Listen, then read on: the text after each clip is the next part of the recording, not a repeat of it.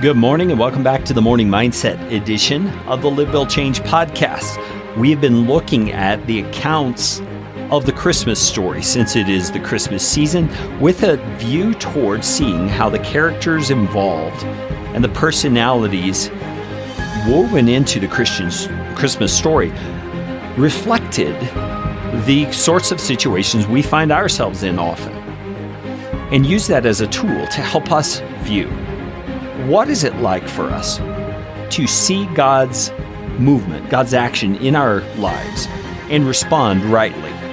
We're looking today in the book of Luke chapter 2, verse number 1. And it says, "It came to pass in those days that a decree went out from Caesar Augustus that all the world should be taxed. This was the taxation first made when Cyrenius was governor of Syria.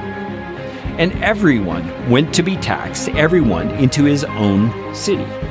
And Joseph also went up from Galilee, out of the city of Nazareth, into Judea, to the city of David, which is called Bethlehem, because he was of the house and line of David.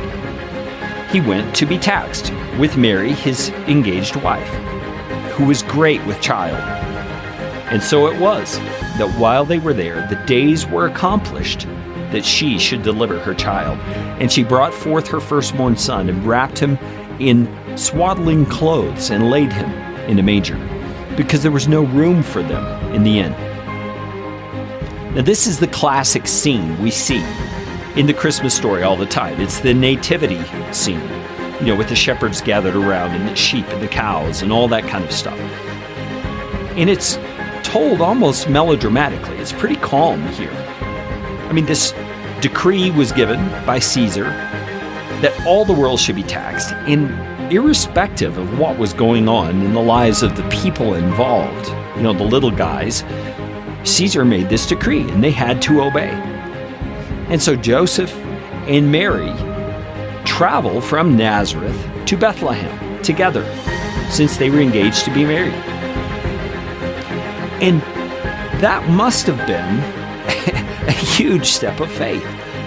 Knowing that God had given Mary this child through no natural means, there must have been some sense that they were trusting God even with this decree. I'm sure they were upset about it. I'm sure they didn't like that they had to travel.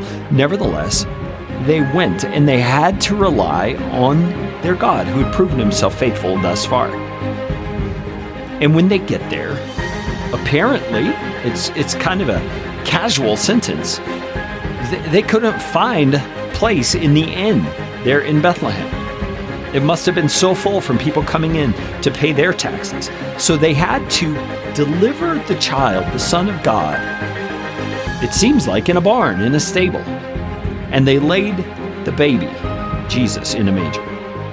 What an incredible story when you think about the Son of God, God himself, coming to be a man and being delivered in the most humble of circumstances. Boy, it makes me realize how often I tout my own importance and I want something that I feel is due me.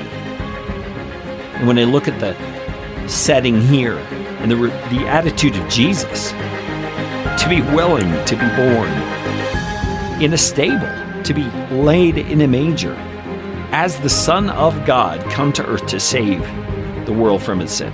Man, I am so humble. And I look at the circumstances of my life, the people I have to interact with, people who work on my team in my business. I'm the boss, yet they are my employees or my team members. And I really recognize that I need to humble myself like Jesus did, to serve them, to help them become successful, to make them more like Christ. What is it in your day today? Where is the circumstance that God might use you in that same way to humble you in order to lift someone else up?